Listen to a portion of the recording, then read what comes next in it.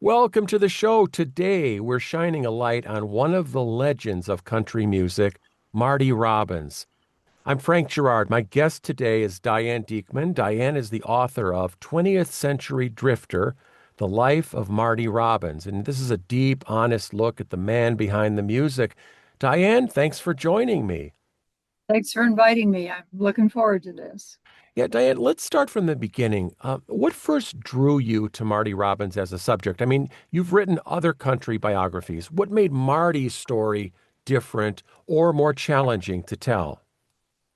Marty was my second one. Farron Young was the first. Yep. Marty has always been one of my favorite singers. I've always loved his music.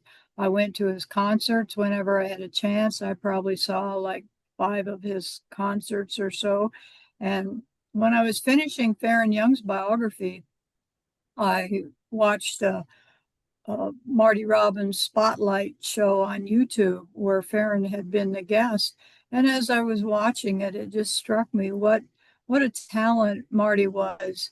And I mean, I can remember being so crushed when he died because he'd been through so much and all his accidents and his heart attacks, and I just thought he'd live forever. And when he actually died, that was just awful. So I thought, well, Marty's biography has not been written yet. And since he's one of my favorite singers, I would like telling his story and the aspects of his story that intrigued me, in addition to his country music history and all those songs and learning about all that, were his naval service. He'd been in combat with the U.S. Navy in the South Pacific in World War II. I wanted to research that. And he was a NASCAR driver. And I was somewhat familiar with NASCAR at the time. My brother in law and my sister enjoyed those races.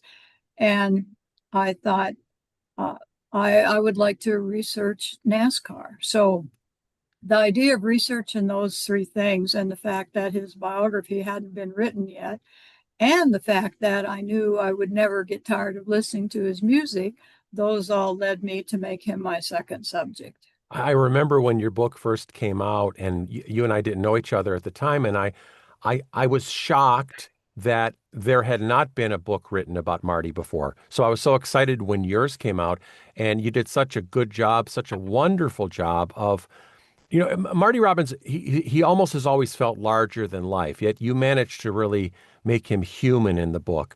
Was there a discovery that surprised you personally when researching him? The discovery was that he was an extremely shy person. Hmm. You wouldn't ever think of that with the cut up he was, and he enjoyed clowning around, but he was just painfully shy.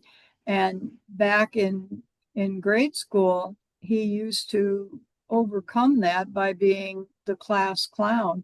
I think it kind of goes back to what we talked about last time about him being a drifter and having such a sad childhood and no roots, no home.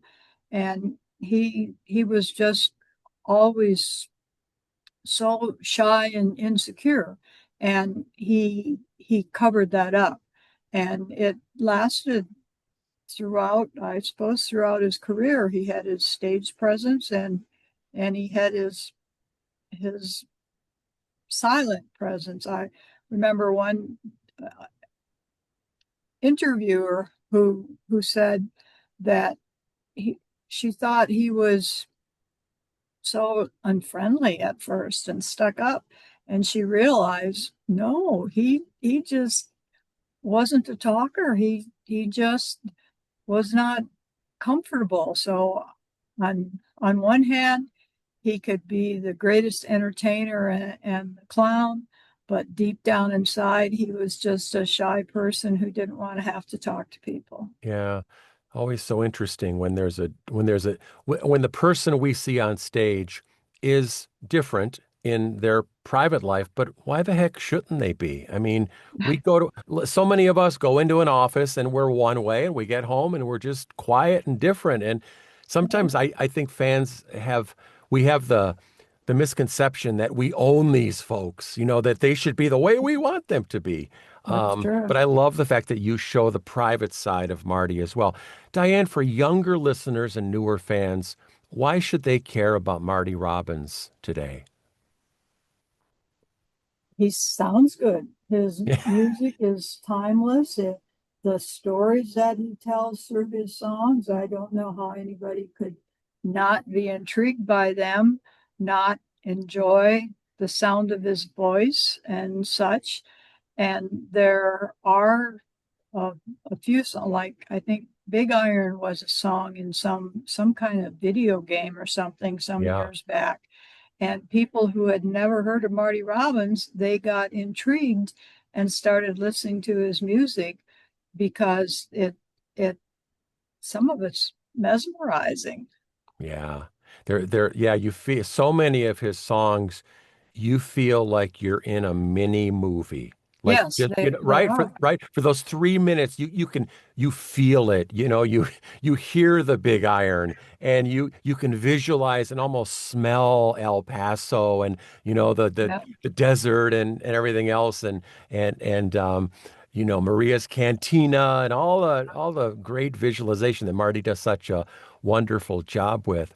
The book is 20th Century Drifter, The Life of Marty Robbins by Diane Diekman. You got to get this book. I loved it, and I also narrated it, which was my honor. It's available wherever books are sold, and of course on Audible and Amazon, where you can buy the book and you can also get the audiobook. And so again, audible.com, amazon.com, and check it out. You'll enjoy it. Diane, thank you. Thanks so much for helping us to remember this true original in Marty Robbins. well, I enjoy talking about him, and I certainly do want him to be remembered. That's it. Thank you so much. Thanks for now. Until next time, we'll keep the country classics spinning. Okay. Thanks, Diane.